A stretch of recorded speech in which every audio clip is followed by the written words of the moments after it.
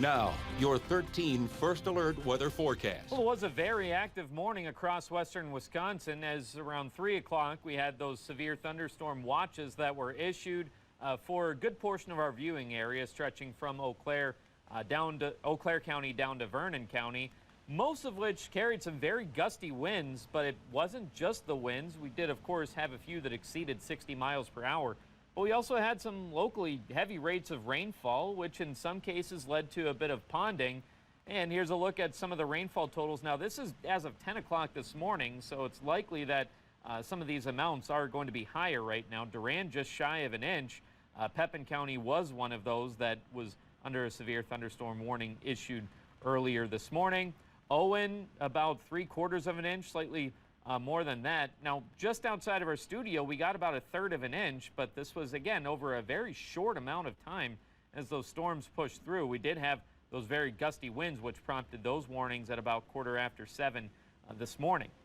There's a look at the satellite and radar over the last 6 hours. There was also quite a bit of lightning for a few of us, but now we still have some showers, a few storms that are moving across parts of the viewing area, but things have stayed pretty tame over the last couple of hours. It is a different story further towards the northeast, out towards the Wausau area, where Marathon County is just one of the counties that is under a severe thunderstorm watch until 4 o'clock this afternoon. But also for those of us towards northwestern Wisconsin, we are under a flood watch until later in the day tomorrow, again, as we've had some heavy rain, and some of those showers and storms, as we saw on the satellite and radar earlier, are continuing to press through that area.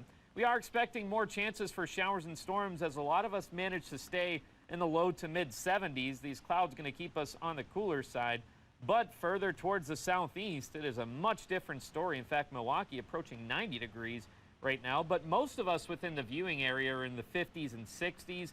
But Vernon County, Viroqua specifically, sitting at 76 degrees right now. And dew points, a lot of us further towards the south have more low-level moisture. But those of us to the north, mostly in the 50s as far as those dew points are concerned. But those are going to start to climb again later on tonight as this stalled out front becomes a warm front and brings our winds out of the south. That's going to bring in that noticeable humidity later in the day today and really make things feel just downright tropical for tomorrow. But winds are variable for the time being. Now, looking ahead through the afternoon, we're not necessarily out of the woods in terms of chances for showers and storms, as we'll have a few more of those chances, some of which could be on the strong to potentially severe side, with the Storm Prediction Center leaving us under that level 2 out of 5 risk at severe weather.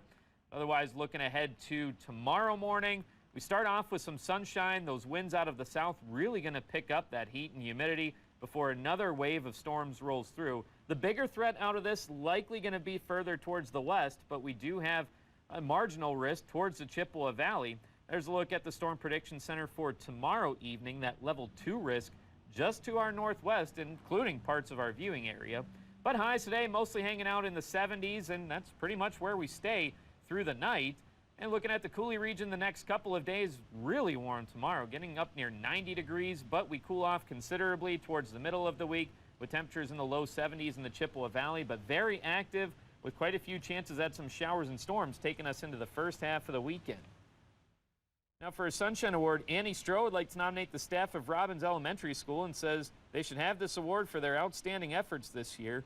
My son was diagnosed with type 1 diabetes in October, which requires constant glucose monitoring and insulin shots with every meal.